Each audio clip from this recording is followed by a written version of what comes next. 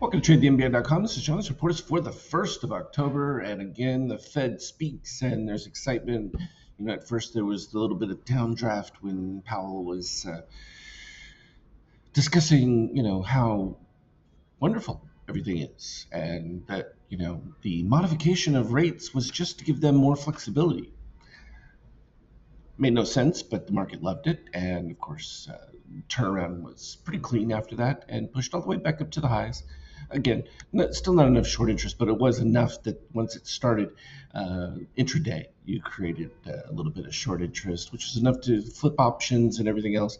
And that just creates the momentum. And this is what we were talking about is needed in these kind of setups in order to drive prices higher. You're going to have to see some of these downdrafts to entice, either selling or whatever to then create the turnaround effect. And it's just classic. It's sort of what we see all the time.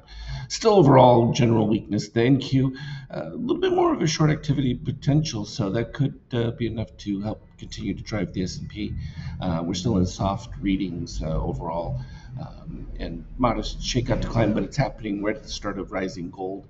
So should be muted, whatever the effect is at this particular stage. And of course, with treasuries, completely confused as to what they're really going to do. Are they going to continue to soften? Have they already softened too much? The numbers that came out for growth and everything were still way too positive to justify any additional easing, but not when you look at it from a deficit standpoint.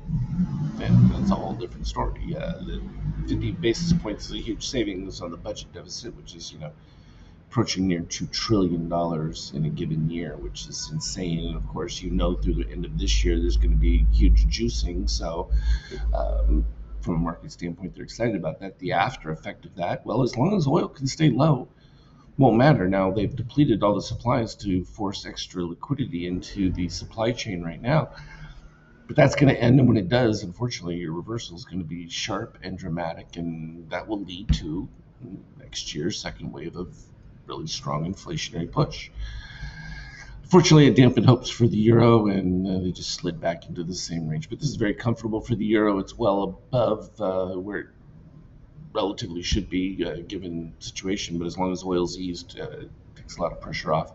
Still going to be a boon for gold, despite the fact that it's had a little bit of pullback in here. But that just took care of the positive extremes that we had developed. It was right here. And we filled that back in, so that's pretty healthy from that standpoint. But it's going to continue to rise when the second wave hits in there. Similar situation happened with Bitcoin, even though it wasn't anywhere near overbought. It's just you'll get liquidation. It's kind of what I always refer to as where people used to put money into gold and other commodities as parking, and you kind of can do it with crypto assets. You can just sideline yourself and then scroll back in when you're ready to, and it just becomes one of those that just pops up and down. So you can see the early morning draft lower here started really pushing everyone to test stops, and that came all the way back into the middle of last week's area, and then that created the turnaround, and that was just from there off to the races. We do have an NBI white spike right there, but with magenta still leading. The interesting thing is when that does turn and fade, we'll expect to move back towards that 50% mark right now at the 57.93 range. And intraday, it was pretty much that story. We had the even move, and then as soon as things opened up, we had the dip, and then it was just a rip to the end, and that was pretty straightforward from there on. That's the long and the short of it for now. As always, anything relevant, I'll put on the Skype chat. Have a good one. Trade well.